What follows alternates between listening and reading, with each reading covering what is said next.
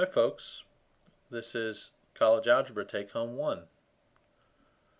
We're given an equation, 4x squared plus xy plus y squared is 36. And in part A we're asked to find the x-intercepts. The way we find the x-intercepts, remember the x-intercepts are the points where the graph meets the x-axis. And for those points the y-coordinate is always 0. So we substitute 0 in for y. So I'd have 4x squared plus x times 0 plus 0 squared is 36. These zeros out. I get 4x squared is 36. Divide both sides by 4 gives me x squared is 9. And then I extract the square root. X is plus or minus square root 9, which is plus or minus 3. Now remember, the x-coordinates are points. The x values are plus or minus 3. The y value is 0. So we get two x-intercepts, negative 3, 0, and 3, 0. On part B, we're asked to find the y-intercepts. What are the y-intercepts? Those are the points where the graph meets the y-axis. And for those points, if they're on the y-axis, the x value's got to be 0. So I take my equation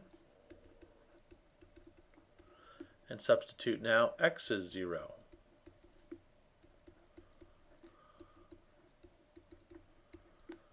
These zero out and I'm left with y squared is 36. Extracting the square root, I get plus or minus square root 36, which is plus or minus 6. Once again, y-intercepts are points on the graph. The y values are plus or minus 6. The x value is 0. So I get 0, 6 and 0, negative 6 for my y-intercepts. Part C, we're asked to prove the graph of this equation is symmetric about the origin. So how do I do that?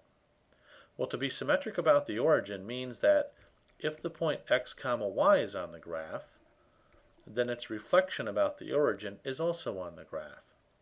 What's the reflection of xy about the origin? It's the opposite of x, the opposite of y. So what we do is we start off with the equation 4x squared plus xy plus y squared is 36. By writing this equation, we're assuming the point xy is on the graph and therefore makes this equation true. What I'm going to do now is replace x with its opposite.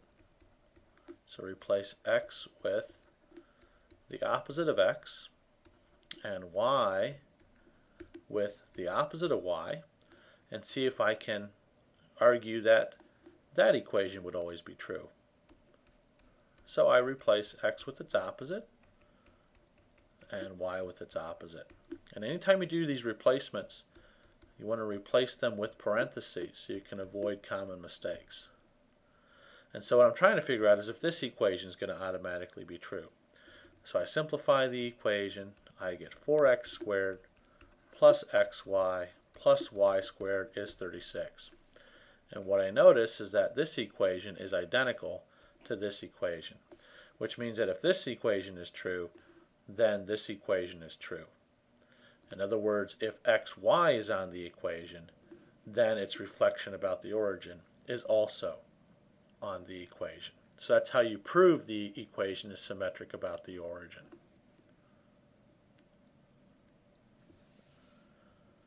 Part D, we're asked to show that this point is on the graph of the equation. So we go back to the fundamental graphing principle. For this point to be on the graph of this equation means that when I substitute x equals negative 2 and y equals 1 plus the square root of 21, the equation is satisfied. So I start with 4x squared plus xy plus y squared equals 36 and substitute in x equals negative 2, y equals 1 plus square root 21,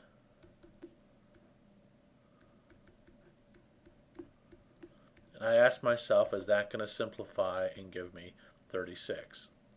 So I do one step at a time. Negative 2 squared is 4. 4 times 4 is 16.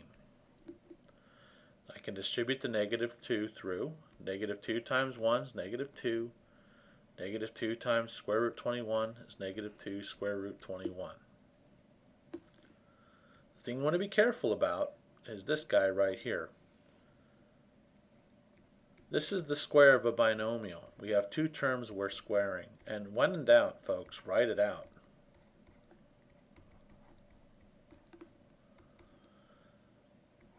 So 1 times 1 gives you 1. We get a square root of 21 times 1. Another one of those. And then the last. So I get 1 plus 2 square root 21 plus 21. So this gives me 22 plus 2 square root 21.